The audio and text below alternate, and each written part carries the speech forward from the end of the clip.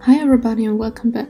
The Fakemon I've been talking about for like, I don't know, 2 months is finally here, the second Pseudo Legendary of the Jermanzburg region. If you haven't watched my previous videos, let me quickly tell you how the Jermanzburg region is structured.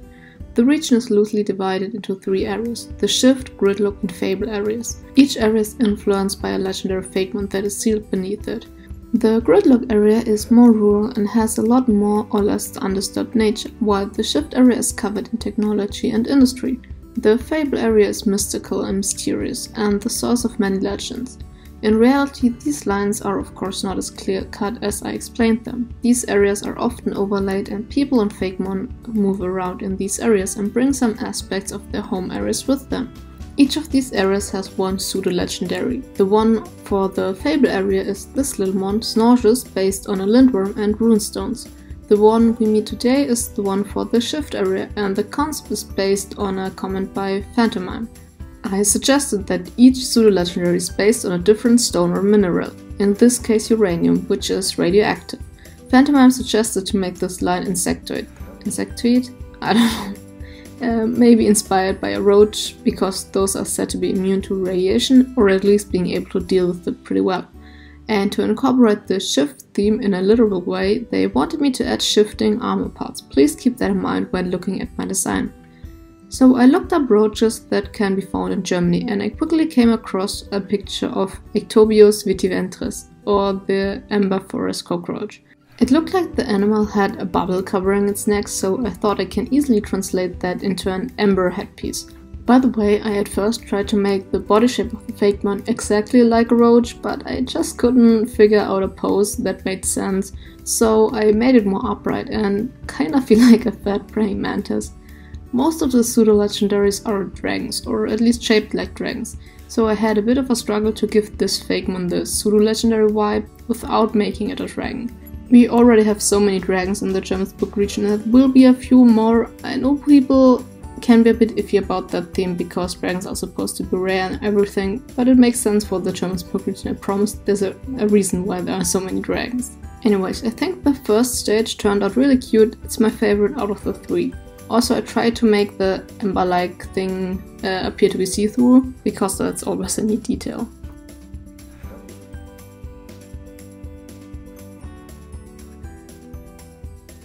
And here it is, the first stage, Tamitic, a pure poison type. The name is the fusion of the words contaminated and energetic.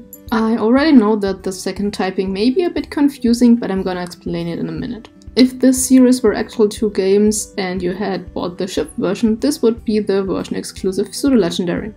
Well, okay, this is only half true. I absolutely hate when I need 2 games or a friend to complete my Pokédex. It just doesn't make a lot of sense to me. Yes, there are 2 versions, but the region should still be the same, like it's literally the same place. There are not 2 parallel universe regions, and in one you can only get a few of the mons and vice versa. So in these games you could obtain all Fakemon, however some are more rare than others, or have to be found through side quests. But let's quickly cover the typing of this line. This evolution gains the Steel type. For the longest time I had a few different typings in my head, mainly ground, poison, bug and rock. Now I tested out a few of these combinations and how I can make a good counterpart to the other Pseudo Legendary, the 3rd one. And Poison Steel was just the best thing I could do. And it also makes kinda sense if you think about it. Uranium, which this Fakemon is based on, is a metal, and there are a few different poisonous metals, like mercury for example. Since I chose the typing after finishing the design, the colors may be a bit off and look more like rock type, because I had that in mind while drawing it, but the shiny gives off metal vibes. Maybe due to the radiation the Fakemon slightly mutated and the colors got shifted around. That would be a nice explanation. I think I'm going with that one. Radiation can have a lot of different negative effects on living organisms, like mutations, diseases, malformations, and so on, which is one of the reasons why, for example, nuclear power plants should not be attacked or cut off of their power source. There have been a few incidents that caused radiation to leak in recent history, for example in Chernobyl. I don't want to talk about such a serious topic in such a video. I just wanted to mention that the radiation caused a lot of animals to mutate. For example, some insects, which usually all have the same pattern, suddenly had some messed up spots. I wanted to slightly hint at such mutations. For example, one of its eyes shifted from brown to green, and its claws are now shaped like heads. This was inspired by two-headed animals. I think this is mostly represented when it comes to snakes, but there are a few other animals too, and I don't think it's just normal mutations, not related to radiation. Also, the base stage had a pair of wings, which you may expect it to grow, but no, they actually shrunk down because of the radiation.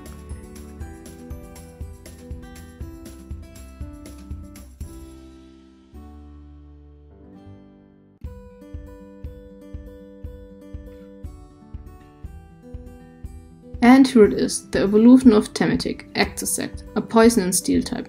The name comes from the scientific name Ectobius vitiventris and insect, of course. By the way, I didn't mention it, but the ember thing on its neck is now split in half and can be put over its face like a mask. Let's see what it evolves into. There were a few design aspects that I wanted to push further with the last evolution, while it's still looking like a Pseudo Legendary. I usually prefer the more cool and edgy looking Pseudo Legendaries over the cute and goofy looking ones. That's just personal preference. This line is a bit of a mix of both. The first stage I personally find really cute, but it gets more serious as it evolves. Now more parts of its body are shaped like heads, the front claws are now gigantic and are its main attack and defense weapons. I lately found some interest in asymmetrical Fakemon and Pokémon designs. To make this design a bit more interesting, the pattern on the left and right claw are slightly different. To be specific, the light and greens are swapped around on each head. One will be used for attack and one will be used for defense. If you look closely, you can also see that the other set of claws are loosely shaped like heads, mainly indicated through the pupil design on the outside of the claw. The horns or antennas may look a bit goofy, but I shaped them after these parasites that eat snail eyes. You probably heard of them. I'm not going to show pictures because it's kind of disgusting, but you can look it up on your own if you want to. The ember mask now covers most of its face, but it can be shifted and fully closed to protect its third eye. Also, now all the eyes transformed from brown to green. These Fakemons are rather large. It now completely lost its wings, which was already implied in the previous stage. And that's probably a good thing. Imagine this Fakemon flying around. I'm really not scared of insects, but that makes me feel uneasy. I hope it looks enough like a Pseudo Legendary. I know people are always a lot more judgy when it comes to these. By the way, if you don't know already, if this was a game, there would be a lot of side quests that give you access to parts of the region and therefore Fakemon that you usually wouldn't find. And to find the area where this Fakemon is home, you need to first accept such a side quest. Probably something like, a scientist lately recognized that Fakemon are behaving strange and you have to help them find out why. And then it turns out that there's some form of radiation leaking somewhere and you have to find a way to fix that. In the shift version, the scientist will come to you rather early in the game and directly ask you for help. Therefore, if you have to beat wild Fakemon, they will be on a lower level and be more easy to defeat. In the gridlock version, you have to look for and talk to the scientist by yourself, but chances are that you will miss them, or not talk to them because who talks to all the NPCs? Not me. Or only encounter them late in the game. The scientist, of course, is on their own journey and is not stationary like most NPCs. Kinda like the roaming legendaries in Soul Silver. The later you encounter them, the longer it will take to finish the quest and the harder it will be. If you don't finish the quest at all, this might even affect the main storyline. This is something I want to see more often in games, that your decisions actually matter.